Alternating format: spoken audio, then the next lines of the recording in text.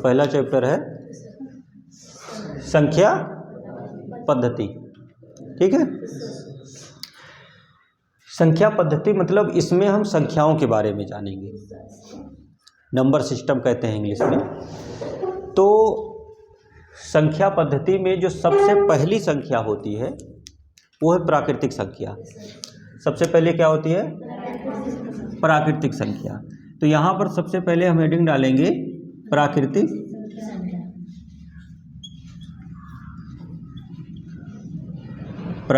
संख्या या प्राकृतिक संख्याएं। ठीक है,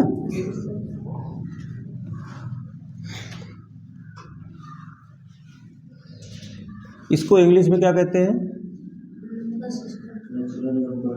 नेचुरल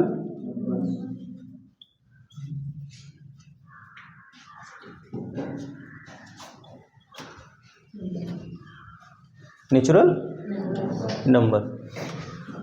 क्या होती हैं प्राकृतिक संख्याएं?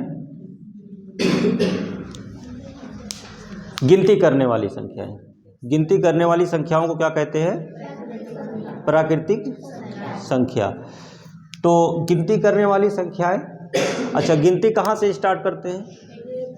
एक से तो ही स्टार्ट होता है। तो प्राकृतिक संख्या कहाँ से स्टार्ट होगी? एक से। और कहाँ तक? अनंत तक, क्योंकि गिनती हम कहाँ तक कर सकते हैं? जहाँ तक करना चाहें। ठीक, तो प्राकृतिक संख्याएं जो होती हैं वो 1, 2, 3, 4, 5, जहाँ तक आप गिनना चाहें। गिनती करने वाली संख्याओं को क्या कहते हैं? प्राकृतिक। सबको समझ में आ रहा है ना? प्राकृतिक संख्याओं से हमारा मतलब है प्रकृति में पाई जाने वाली संख्याएं, जो प्रकृति से रिलेटेड है, जो नेचर से रिलेटेड है। जैसे हम कहीं गिनती जब स्टार्ट करते हैं तो एक से ही तो स्टार्ट करते हैं, ऐसा तो नहीं कि 0 से स्टार्ट करते हैं ना। स्टार्ट तो एक ही से करते हैं, 1, 2, 3, 4, 5। ठीक, तो इसको कहते हैं प्राकृतिक संख्याएं या नेचुरल नंबर। और इसको हम स्टार्ट करते हैं 1, 2, 3, 4, 5, जहाँ तक गिनना चाहो गिन सकते हो। अच्छा, सबसे छोटी प्राकृतिक संख्या 1, और पहली प्राकृतिक संख्या 1। सबसे छोटी प्राकृतिक संख्या भी 1 है, और पहली प्राकृतिक संख्या भी, और सबसे बड़ी प्राकृतिक संख्या कोई नहीं। ठीक है ना? अनंत का मतलब जिसका अंत ही ना हो, कुछ नहीं, हमें नहीं पता है। कोई भी संख्या बताओगे तो उससे बड़ी कोई दूसरी प्राकृतिक संख्या आ जाएगी। ठीक है, तो सबसे छोटी प्राकृतिक संख्या 1 है, और पहली प्राकृतिक संख्या भी 1 है। इतनी बात सबको समझ में आ गई? आगे बढ़े। नंबर 2, पूर्ण संख्याओं से हमारा मतलब है कि ये जो प्राकृतिक संख्या आप लोगों ने लिखा है ना, इसमें अभी 0 नहीं दिख रहा है, नहीं है ना? तो इसमें 0 मिला के लिख दीजिए। ये जो प्राकृतिक संख्याओं का समूह है, जब इसमें 0 को सम्मिलित कर लिया जाता है, अर्थात इसमें जब 0 भी शामिल कर लिया जाता है, तो इस समूह को क्या कह देते हैं? पूर्ण संख्याओं का समूह बन जाता है। तो अगर आपको पूर्ण संख्या लिखना है तो आप कहाँ से स्टार्ट करेंगे? 0, 1, 2, 3, कहाँ तक? अनंत तक। ठीक है,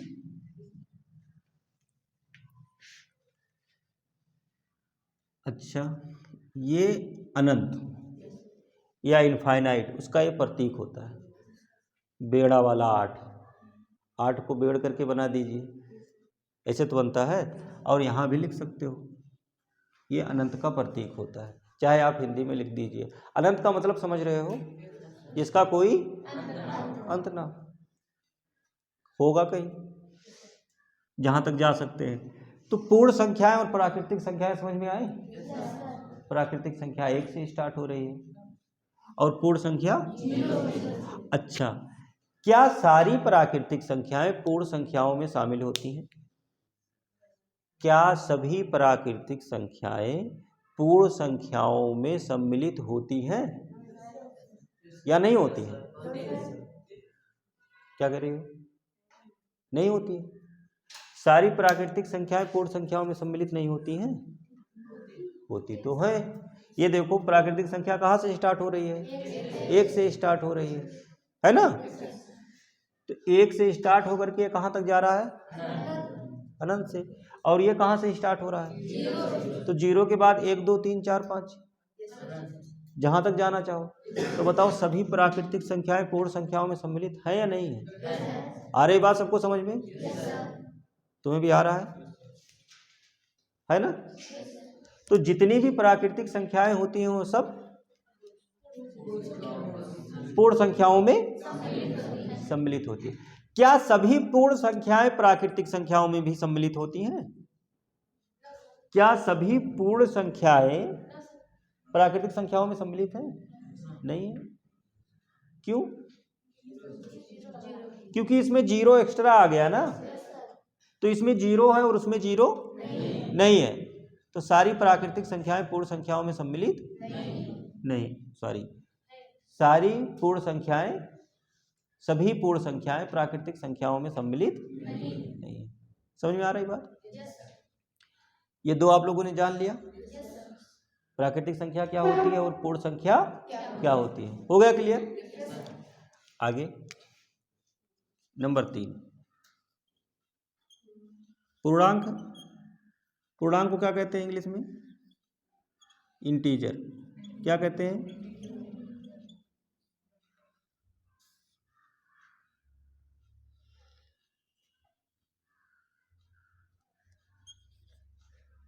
ठीक है। पूर्णांक, पूर्णांक मतलब पूरा पूरा अंक है ना। पूरा पूरा अंक मतलब 1 2 3 4 5 पूरा पूरा अंक है। अच्छा, ये तो सब पूर्णांक है ही है। 0 पूर्णांक है या नहीं है? है। और -1 -2 -3 ये भी पूर्णांक है। अच्छा, ये पूर्णांक जो होता है वो धनात्मक भी होता है, ऋणात्मक भी होता है। तो 0 क्या है? उदासीन है, ना धनात्मक है और ना, क्योंकि 0 के सामने चाहे प्लस लगाओ और चाहे माइनस, वो तो 0 ही है ना। देखो ये हमने लिखा 0 और इधर मैं लिखूंगा 1 2 3 डॉट। ठीक है, जहां तक आप जा सकते हैं लिखिए। -1 -2 और -3, ये हो गया। तो इधर वाला जो ये है, ठीक है ना,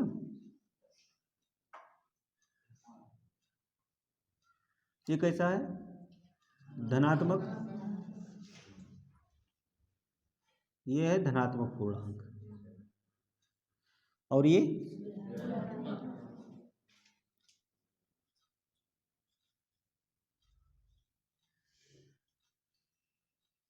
ऋणात्मक पूर्णांक है। अच्छा, ये 0 क्या है? इसे आप उदासीन कह सकते हैं, है ना। 0 ना प्लस और ना ही माइनस, कुछ भी इसके सामने लगाने की जरूरत नहीं, 0 0 होता है। तो देखो 0 के जो दाहिने साइड में है वो धनात्मक, मतलब जो धनात्मक पूर्णांक होता है वो 0 के दाएं साइड में, और जो ऋणात्मक पूर्णांक होता है वो 0 के बाएं साइड में। पूर्णांक मतलब सबको समझ में आया? मतलब दशमलव वाला नहीं, जैसे 1.2 1.5 ये पूर्णांक नहीं है। पूर्णांक मतलब पूरा पूरा अंक। समझ में आया? अच्छा, ये बताओ कि ये जो प्राकृतिक संख्या हमने पढ़ा और ये जो पूर्ण संख्या पढ़ा, ये सभी प्राकृतिक संख्याएं और सभी पूर्ण संख्याएं क्या इस पूर्णांक में सम्मिलित हैं क्या नहीं सम्मिलित है ना? देखो प्राकृतिक संख्या 1 से स्टार्ट होकर के अनंत तक जा रहा है। अच्छा, ये देखो इधर कहाँ तक जाएगा? अनंत तक जाएगा, और ये इधर अनंत तक। अच्छा, यहाँ मैं माइनस इनफाइनाइट लिख दे रहा हूँ और यहाँ मैं प्लस, और ये माइनस। ये इधर आएगा तो माइनस में जाएगा ना, और इधर प्लस में। आई बात सबको समझ में? ये माइनस इनफाइनाइट और ये प्लस इनफाइनाइट। तो सभी पूर्ण संख्याएं पूर्णांक में सम्मिलित हैं। हाँ देखो, ये पूर्ण संख्या कहाँ से स्टार्ट हो रही है? 0 से। तो 0 1 2 3 4 आगे बढ़ते चले जाओ। ये देखो 0 से स्टार्ट हो रहा है, 0 1 2 3, है ना। ये देखो प्राकृतिक संख्या 1 2 3 4 5, 1 2 3 4 है ना। तो सभी प्राकृतिक संख्याएं, सभी पूर्ण संख्याएं किस में शामिल है? पूर्णांक में शामिल है। समझ में आया? अच्छा, अगर इसे संख्या रेखा पर दर्शाना हो पूर्णांक को तो कैसे लिखाया जाता है, कैसे दिखाया जाता है? संख्या रेखा पर, जैसे मैंने लिखा है ऐसे देखो, ये है 0, सबसे पहले बीच में 0 लिख दीजिए, और इधर 1 2 3 जितना भी लिखना जरूरत हो लिख दीजिए, और इधर -1 -2 है ना। 0 के दाएं साइड में प्लस वाला और 0 के बाएं साइड में माइनस वाला, इस तरीके से संख्या रेखा पर दर्शाया जाता है पूर्णांक को। ठीक। अच्छा, पूर्ण संख्या, अच्छा पूर्ण संख्या को अगर संख्या रेखा पर लिखना हो तब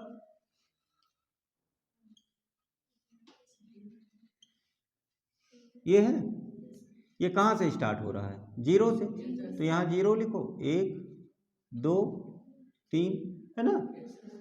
और अगर इसको लिखना हो तो फिर ये तो 1 से स्टार्ट हो रहा है, तो 1 2 3 ऐसे जितना लिखना चाहो लिख लो, समझे। तो यहाँ से आपको ये भी आना चाहिए कि ठीक है, अगर संख्या रेखा पर इसे दिखाना है तो इस तरीके से दिखा सकते हैं। इतनी बातें समझ में आ गई? अच्छा देखो, अभी हम पूर्णांक तक पहुँचे, और ऊपर की जो दो संख्याएं हमने पढ़ी वो दोनों पूर्णांक में सम्मिलित हैं। देखो इसके बाद क्या है? पूर्णांक के बाद परमेय संख्या, पूर्णांक के बाद परमेय संख्या। लेकिन अब हम थोड़ा सा पूर्णांक पर संक्रिया करेंगे। पूर्णांक पर संक्रिया का मतलब पूर्णांक का जोड़, घटाव, गुणा, भाग, ठीक है ना। ये देखेंगे कि कैसे किया जाएगा, तो इसे सब लोग नोट कर लीजिए जिन्होंने अभी तक नोट नहीं किया है, और फिर इसको मिटाते हैं। देखिए अब देखेंगे पूर्णांक पर संक्रियाएं। पूर्णांक पर संक्रियाएं इसका मतलब है पूर्णांकों का जोड़, घटाव, गुणा, भाग, ठीक है ना। कि पूर्णांकों को कैसे जोड़ेंगे, कैसे घटाएंगे, कैसे गुणा करेंगे, कैसे भाग करेंगे। तो सबसे पहले क्या देखेंगे इसमें? जोड़। देखो, अच्छा पूर्णांक तो सबको पता है, अभी लिख के आए, चलो एक बार और लिखते रहे। क्या है? 0 1 2 3 -1 -2 -3, ठीक है, अनंत तक। किस तरीके से? यही तो है पूर्णांक। अब इनका जोड़, घटाव, गुणा, भाग। देखो मान लीजिए हमें यहाँ पर 3 में जोड़ना है 2, तो कितना हो जाएगा? 5, सबको पता है। -3 में +2 जोड़ना है, तब कितना होगा? कितना होगा? -1। अच्छा, अभी जिसको नहीं समझ में आया देखो, ये -3 है और ये +2 है। इस ब्रैकेट के बाहर कोई चिन्ह है? नहीं है। क्या माना जाएगा? प्लस माना जाएगा ना, प्लस ही तो मानेंगे। तो अगर ये ब्रैकेट हटेगा तो यहाँ चिन्ह क्या रहेगा? माइनस ही रहेगा, क्योंकि प्लस और माइनस का गुणा माइनस, तो माइनस, और ये +2। अच्छा, अब एक प्लस में है, एक प्लस में है और एक माइनस में है। जब कभी भी दो संख्याओं में एक प्लस हो एक, तो दोनों को घटा दिया जाता है। घटेगा किस में से? बड़ी संख्या में से। तो बड़ी संख्या यहाँ क्या है? 3 है ना। और 3 के सामने चिन्ह क्या है? माइनस। तो जब घटाना होता है तो घटाने के बाद जो भी आता है, घटाएंगे तो बड़ी संख्या में से ही, तो घटाने के बाद जो भी आता है उसके सामने चिन्ह वही लगता है जो बड़ी संख्या के सामने लगा होता है। तो यहाँ 3 में से 2 घटेगा, कितना बचेगा? 1। एक चिन्ह क्या लगेगा? माइनस। क्यों? क्योंकि यहाँ बड़ी संख्या 3 है और 3 के सामने चिन्ह। बताओ समझ में आया? ये सबको याद रहेगा ना।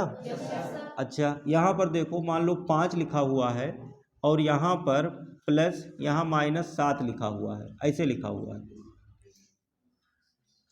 तो ये 5, देखो यहाँ पर हमने 3 के सामने प्लस नहीं लिखा है, फिर भी ये प्लस में ही तो है। किसी संख्या के सामने प्लस लगाने की तो जरूरत नहीं होती है। अगर प्लस नहीं भी लगा है तब भी प्लस ही माना जाएगा। अगर माइनस है तो उसे लगाना पड़ता है। तो 5 के सामने चिन्ह क्या है? प्लस। 5 ये प्लस माइनस, प्लस माइनस का गुणा माइनस, सबको पता है ना। और प्लस माइनस माइनस, और ये 7। देखो अगर प्लस गुणा प्लस करोगे तो क्या आएगा? प्लस। और प्लस गुणा माइनस करोगे तो क्या आएगा? माइनस। चाहे प्लस गुणा माइनस करो और चाहे माइनस गुणा, आएगा क्या? माइनस। और अगर माइनस गुणा माइनस कर दोगे तो प्लस। ठीक है ना। अब देखो ये हमने प्लस माइनस का गुणा माइनस कर दिया। अच्छा अब इसके बाद यहां पर ये 7 माइनस में है और 5 प्लस में है। हाँ तो बड़ी वाले में से घटेगा, 7 में से 5 घटेगा, कितना बचेगा? 2। और बड़ी संख्या के सामने चिन्ह क्या है? तो माइनस लगेगा ना नीचे। समझ में आया सबको? अच्छा और देखो, अच्छा ये पहला हो गया, ये दूसरा हो गया, ये तीसरा हो गया। चलो चौथा देखो। तो यहाँ मान लीजिए -11 है और यहाँ +18 है। अब बताओ -11 और प्लस, बताओ 18 में से 11 जाएगा 7 बचेगा ना। चिन्ह क्या रहेगा इसके साथ में? लगाने की जरूरत है, प्लस लगाने की जरूरत है। अगर नहीं लगाएंगे तब भी प्लस ही माना जाएगा, अगर नहीं लगाएंगे तब भी प्लस ही माना जाएगा। तो अगर बिना प्लस लगाए ही प्लस मान लिया जाता है तो लगाने की क्या जरूरत है? और अगर लगा दो तो तब भी सही है, गलत तो तब भी नहीं होगा। अगर लगाना चाहो तो प्लस यहाँ पर लगा सकते हो, गलत तो तब भी नहीं होगा। ठीक है, इतनी बात समझ में आ गई। अच्छा और देखो ये हमने कर दिया। अब देखो यहाँ मान लो -5 दिया हुआ है और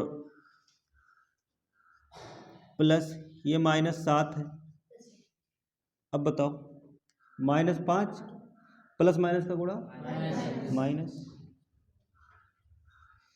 दो संख्याएं समान चिन्ह में, जब कभी भी दो संख्याओं का चिन्ह एक जैसा हो, चाहे प्लस प्लस और चाहे माइनस माइनस, जब कभी भी कहीं भी, चाहे 2 संख्याएं हो, चाहे 3 संख्याएं हो, चाहे 10 संख्याएं हो, चाहे 100 संख्याएं हो, अगर सभी के चिन्ह एक जैसे हैं, चाहे प्लस प्लस हो चाहे माइनस माइनस, अगर प्लस प्लस है तो सब जुड़ जाएगा और अगर माइनस माइनस है तब भी सब जुड़ जाएगा।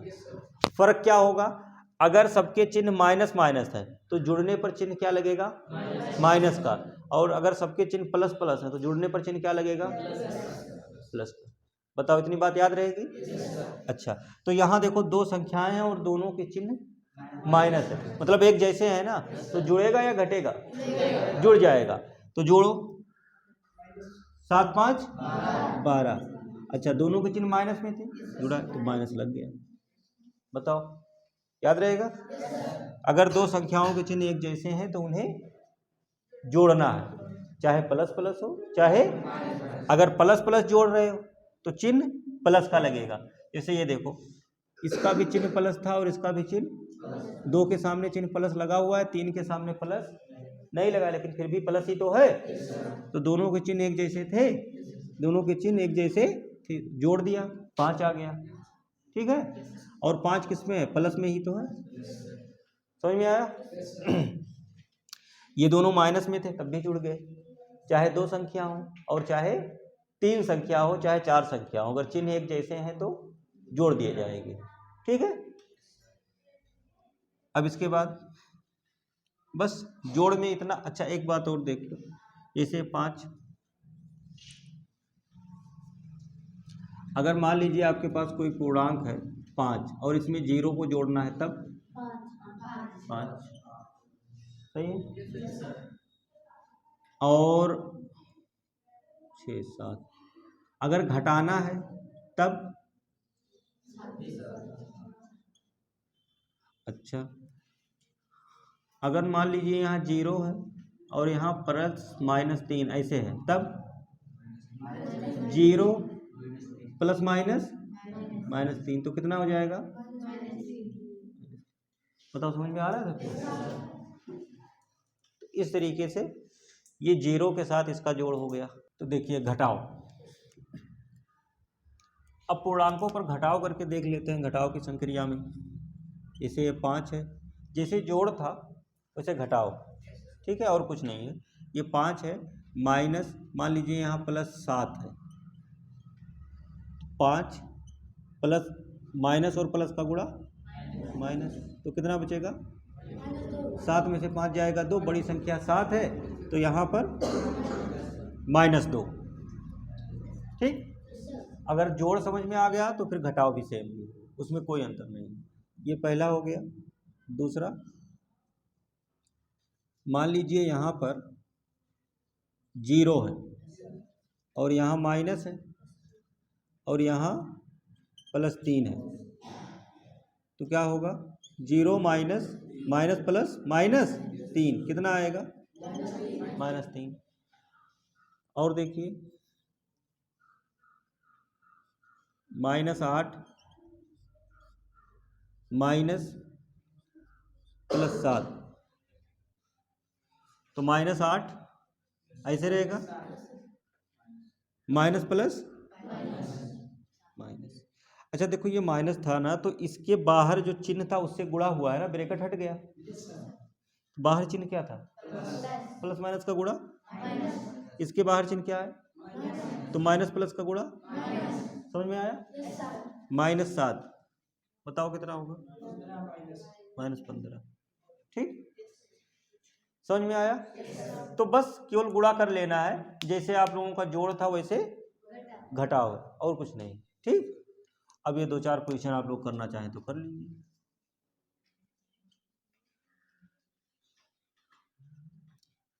इसे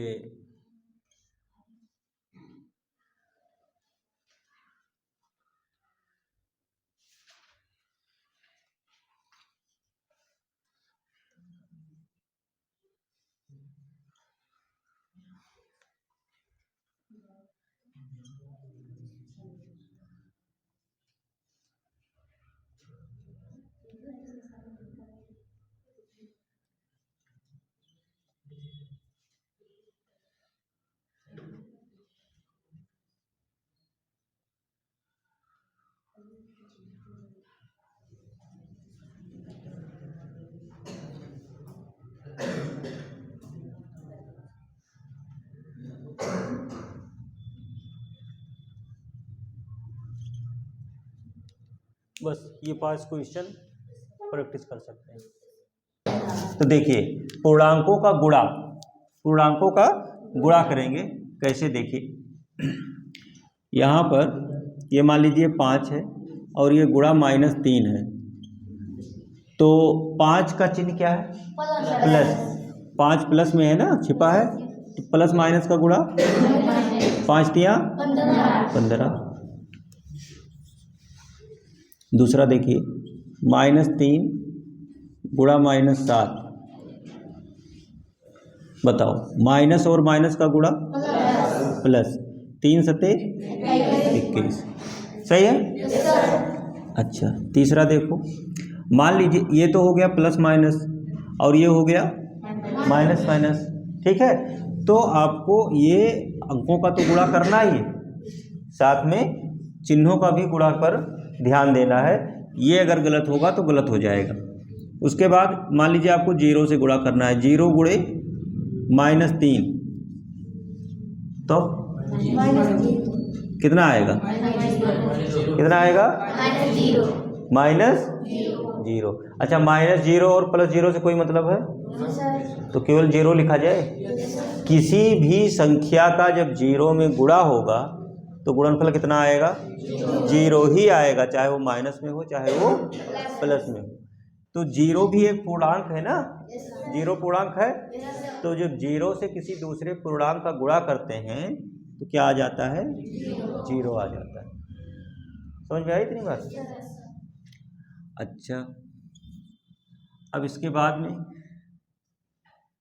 ये -8 ये गुणा 1, -1 कर लो। अब बताओ कितना, +8। आ रही बात समझ में सबको? देखो माइनस माइनस प्लस और 8 एकम 8, ये तो होगा 8 एकम 8, ये हो गया।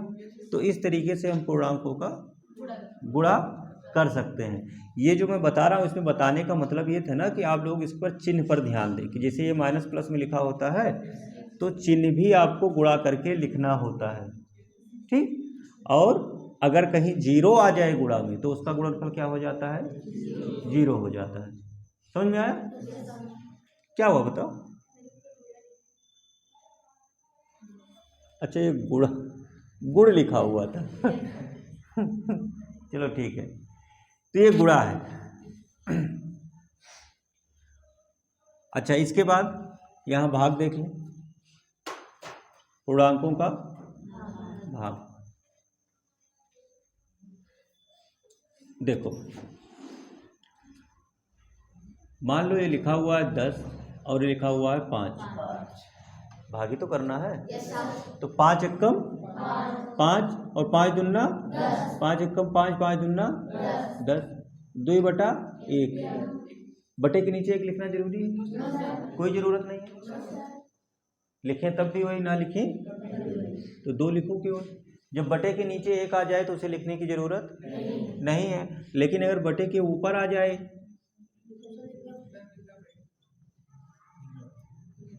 5 एकम 5 तिया -1/, तो क्या ऊपर वाला भी नहीं लिखेंगे? लिखेंगे। बटे के नीचे 1 लिखने की ज़रूरत और बटे के ऊपर अगर आ गया 1 तो लिखा जाएगा, बटे के नीचे नहीं लिखा जाएगा। क्यों नहीं लिखा जाएगा? इसलिए नहीं लिखा जाएगा कि जब बटे के नीचे 1 आया है तो हम 1 से जब 2 को भाग देंगे तो 1 दूना 2 ही तो आएगा। तो इसलिए बटे के नीचे 1 जो होता है वो भाग देने पर भी वही संख्या आ जाती है, इसलिए बटे के नीचे 1 लिखने की ज़रूरत नहीं है। इसके बाद मान लो ये -12 बटा -8 लिखा हुआ है, ऐसे लिखा हुआ है। तो ऊपर भी माइनस नीचे भी माइनस, तो माइनस माइनस कट जाएगा ना, इस तरीके से कट जाएगा। और ये बचा 12/8। अब कोई ऐसी संख्या है, देखो 8 के पहाड़ा में तो 12 नहीं आएगा, 8 का पहाड़ा पढ़ने पर 12। कोई ऐसा संख्या है जिसका पहाड़ा पढ़े, हाँ कोई ऐसी संख्या जिसका पहाड़ा पढ़े जिससे 8 से 8 भी कट जाए और अब देखो अभी तक जितने लोगों को ये बात नहीं आती है यहाँ से सुन ले ध्यान से और ऐसे ही करना। जैसे किसी के मन में अगर ये आ रहा हो कि इसको 4 से काट दें, इसको 6 से काट दें, 4 दूना 8, 6 दूनी 12, तो ऐसे नहीं काटना है। मतलब जिस संख्या से नीचे वाले को काटना है पहाड़ा पढ़ के, उसी संख्या से, जैसे 4 से नीचे वाला कटेगा और 4 से ऊपर वाला भी कटेगा। 2 से भी कट सकता है, 2 से भी कट सकता है। तो 2 चौक और 2 छक, तो 2 से काटा जाए या 4 से? क्यों? क्योंकि जब 2 से काटेंगे तो जो बचेगा ना कट के वो फिर 2 से कटेगा, तो 2 बार काटने से बेहतर है कि एक ही बार काट दिया जाएगा ना। तो 4 से काटो, 4 दूना और 4 तिया, तो कितना आ गया? 3/। समझ में आया? अच्छा ये तो हो गया। इसके बाद देखो अगर किसी भी संख्या से 0 में भाग दिया जाए, 0 को भाग दिया जाए तो कितना आएगा? 0। सबको पता है? किसी भी संख्या को अगर हम 0 से, किसी भी संख्या से अगर हम 0 को भाग देंगे तो आंसर क्या आएगा? 0 आएगा। ये आ गया। अगर बटे के ऊपर 0 है, नीचे कुछ भी लिखा है तो क्या आएगा? 0। और अगर बटे के नीचे 0 आ जाए तब कितना आएगा? कितना आएगा? 3 आएगा। सबका जवाब यही है, किसी का कोई अलग नहीं। जब कभी भी बटे के नीचे 0 आ जाए तब ये भाग नहीं होगा। क्या रहेगा? अपरिभाषित रहेगा। क्या रहेगा? अपरिभाषित को अनंत भी कहते हैं। अपरिभाषित मतलब इसके बारे में हमें जानकारी नहीं है।